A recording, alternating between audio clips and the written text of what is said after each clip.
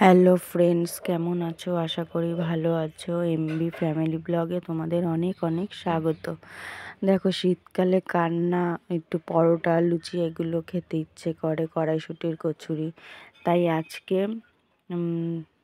আমরা লুচি আর কষা মাংস, সন্ধেবেলায় টিফিনটা খুব ভালো হয়ে যাবে।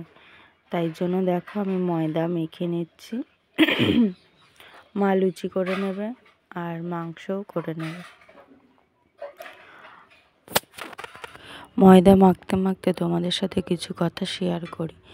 মানুষকে যতই সামনে থেকে দেখায় না ভালো, কিন্তু মানুষ তত ভালো না।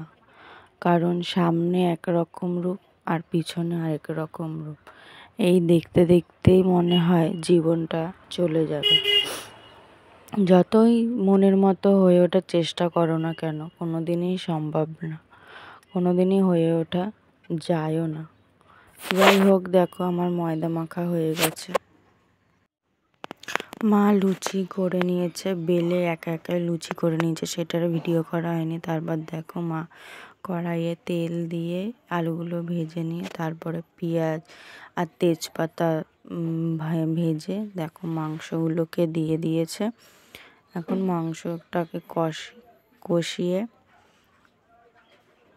জল দিয়ে দেবে। তারপরে মায়ের হাতে মাংস খেতে সত্যি ভালো লাগে। নিজে যতই রান্না করো না কেন, মায়ের হাতের স্বাদ অন্য রকমই হয়। তো মা ছুটি থাকায় দেখো মা মাংস রান্না করছে। মাংস কষানো হয়ে গেছে, দেখছো মাংস থেকে তেল ছেড়ে আসছে। তারপরে মা জল দিয়ে দিয়েছে, এই যে ফুটছে, মাংস রেডি।